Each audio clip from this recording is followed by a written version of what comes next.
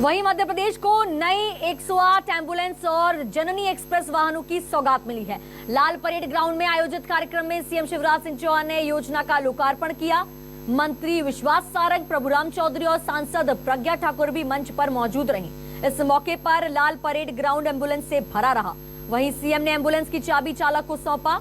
Mobile app के जरिए भी एम्बुलेंस और जननी एक्सप्रेस को मौके पर बुलाया जा सकेगा। अब कुल एम्बुलेंस की संख्या 1445 से बढ़कर 2052 हो गई है। नए एम्बुलेंस में 3 तरह के वाहन शामिल हैं: advance life support, basic life support और जननी एक्सप्रेस की सुविधा का लाभ लोग उठा पाएंगे। एम्बुलेंस में वेंटिलेटर सहित अन्य जीवन रक्षक उपकरण की सुविधा मुहैया कराई जाएगी। वहीं सीएम ने समारोह को संबोधित करते हुए कहा कि संजीवनी 108 सचमुच संजीवनी बूटी की तरह काम करती है। सरकारी अस्पतालों के साथ आयुष्मान भारत के तहत आने वाले प्राइवेट अस्पतालों के लिए भी सुविधा मुहैया होगी। जो शख्स आयुष्मान भारत योजना का धारक नहीं है, वो भी शुल्क देकर सेवा का इस्तेमाल कर सकते हैं। वहीं हादसे के शिकार शख्स को सेवा निःशुल्क मिलेगी। अगर बीमारी हुई और समय पे इलाज मिल गया तो जान बचाई जा सकती है।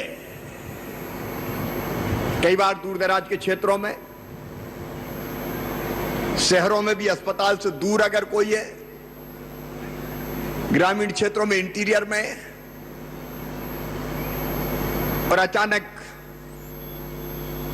कोई घातक बीमारी हो गई तो अस्पताल कैसे पहुंचा, यह समस्या पैदा होती है। लेकिन अगर संजीवनी 108 है तो फोन जाता है, कम समय में रिस्पांस मिलता है और आधुनिक सुविधाओं से, अत्याधुनिक चिकित्सा सुविधाओं से, इमरजेंसी सुविधाओं से लेस ये संजीवनी 108 सचमुच में संजीवनी बूटी का काम करती है। समय पे अस्पताल पहुंचा के लोगों की जिंदगी बचा देती है। और एक्सीडेंट के मामले हम लोग देखते हैं,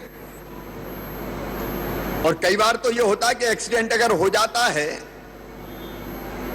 तो लोग भी तमाशा देखते रहते हैं। कई मौकों पे ऐसा हो जाता कौन चक्कर में पड़े। लेकिन इस एम्बुलेंस में अब यह व्यवस्था की गई है कि दुर्घटना कहीं भी हो, किसी की भी हो, दुर्घटनाग्रस्त भाई या बहन को निःशुल्क ये एम्बुलेंस नजदीक के अस्पताल में ले जाएगी। उससे कोई शुल्क नहीं लिया जाएगा।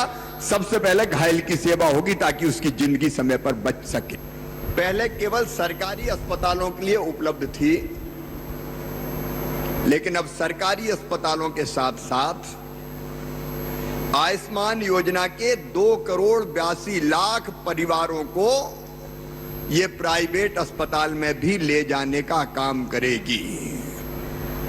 मतलब सरकारी में भी आपको ये सुविधा मिलेगी और प्राइवेट अस्पतालों में भी जो आयुष्मान योजना के अंतर्गत आते हैं, जिनकी संख्या लगभग 1000 है, उन अस्पतालों के लिए भी ये सुविधा उपलब्ध रहेगी।